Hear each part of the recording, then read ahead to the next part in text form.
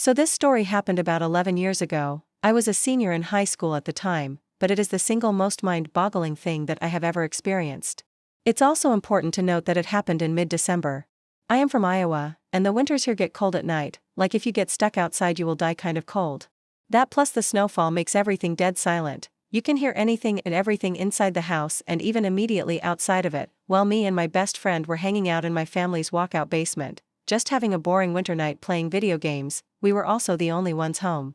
The reason it was just us is because my mother went from work straight to a bar to grab a few drinks with coworkers, so me and my friend thought it would be a good idea to break into the family wine and live a little. As we were sitting there opening up the first bottle, I hear the door to the garage open and slam shut. I immediately go oh shit and start looking for places to hide the bottle. My friend then says, "I thought you said your mom was supposed to be out all night."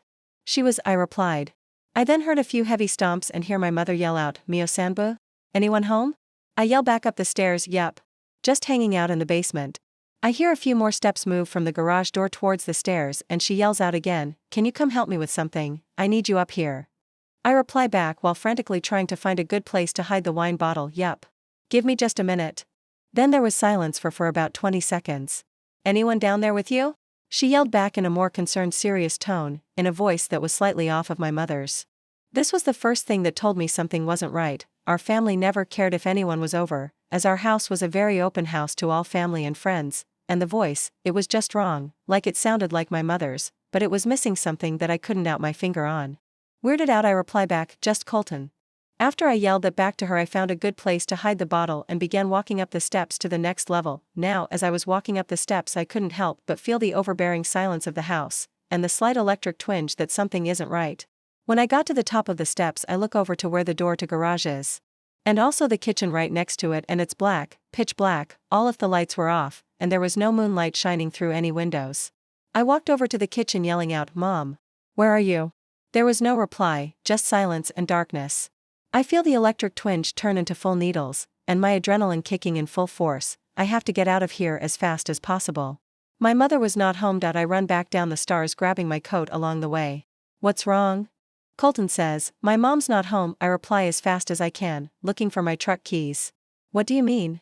You were just talking with her?" I could see the confusion in his face. "There's no one home, we need to leave now." I took a few steps towards the back door that opens up to the yard, and then I see my dog shaking on the couch, and my cat growling behind it. I couldn't leave them, I just knew that if we left something would happen. "Are we leaving?" Colton said, still confused as all hell. "No, I can't leave them here alone, something is really off, I'm going to call my mom and figure this out." I pull out my phone and call my mom. She picks up immediately. "Mio Sanbu? What's going on?" She answers, "Mom, were you just home? I heard you yelling for me from the second level, and when I went up you weren't there." I said frantically, hoping that she was playing a joke. "No, I'm just leaving the bar, I wasn't feeling very well, are you okay?" "What do you mean you heard me?" I fill her in on the whole story and she rushes home. Colton and I stayed in the basement with the animals until she got home, but before she did you could hear something upstairs, not walking or sitting on things, but a pressure in the air, like a black hole was slowly moving from one room to the next, and the word that I would instinctively describe it as is hungry. When she got home you could feel the thing leave just as quick as it came, like an overbearing predatory presence had just flown away.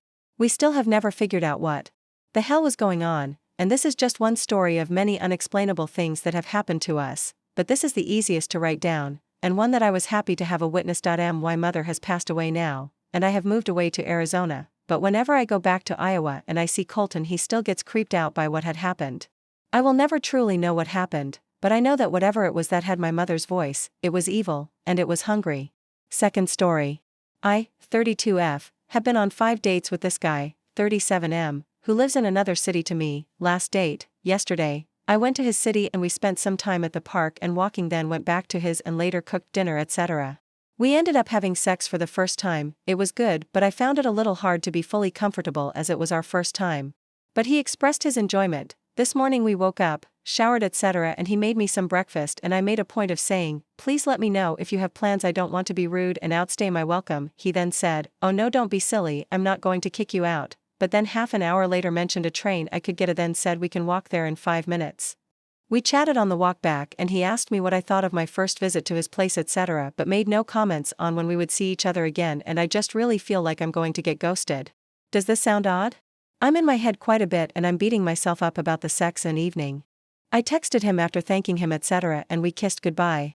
On date 4 I made a point of letting him know when I was available again, so I would expect this time for him to. I just am a little confused, feeling weird and anxious. Third story. I was dating a guy, 26M, for about 3 months. We saw each other quite a lot, but also not too much. I had met his friend group, he met my best friend, I even went out with the girlfriend of his best friend, we get along very well. We vibed from the start, we even had unflattering pictures of each other on our phones. In this timeframe I had gotten my new puppy, which we both had a lot of cute moments with. Now I had some crazy bad experiences with men, so I was very wary of his actions. He didn't pressure me into sex and his behavior towards me was very sweet. The last time I saw him was when I slept over at his place for the first time. I at that point trusted him enough to sleep with him. We watched a show together, which we always said we were going to watch, walked the puppy. The next morning I went to get him breakfast with the girlfriend of his best friend. After I went home I texted him, when are we going to see each other again? He has never even read the message. Fourth story. We got lost in a forest and it was one of the strangest experiences of my life.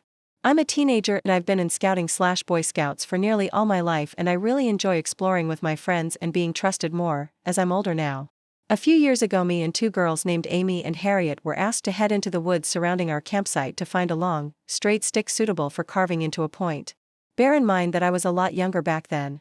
Harriet was older and Amy only 1 year older than myself. We had been walking in deliberately the same direction as to not get lost, and memorizing the surroundings as we went, in order to find our way back easily. About 15 minutes and we couldn't find anything to take back so we turned around to return to the campsite. That's the initial panic set it.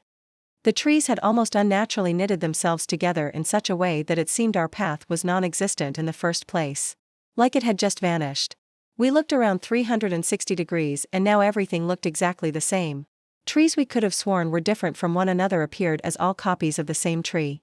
We kept walking in what we thought to be the correct direction, whilst shouting out for help, and eventually came to a concrete path, almost like a road, but very thin. Separating the forest, splitting it into 2.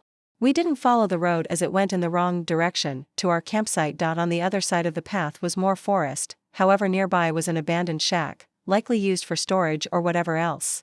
We had no idea anything like this was out here in these woods, so we just kept walking. We eventually came to a road we didn't recognize. A woman wearing a pink and purple regatta outdoors coat walked past and we frantically asked her for the direction of our campsite, as by now, according to our watches and Harriet's phone, we'd been walking for an hour and a half. She said she'd never seen us before but she said there's another campsite in that direction. We followed her advice and eventually came back to our campsite. We frantically apologized for being so long and that we couldn't find anything. The leader, Ian, could see all 3 of us were shaken up and he stated confused that we'd only been gone 25 minutes, and that our free time was still going on. To this day this baffles all 3 of us, as our free time was 40 minutes long, and our watches and phones had said we'd been gone for hours. The forest we were lost in felt crushing and claustrophobic, like we'd entered an area that the concept of time didn't apply to. I believe in the paranormal, however this was so unlike anything I've heard or experienced before. It literally was like we'd been in a time vortex or something, and that hours in the forest were only minutes in the rest of the world. The feeling was very strange and it stuck with me for the rest of the camp.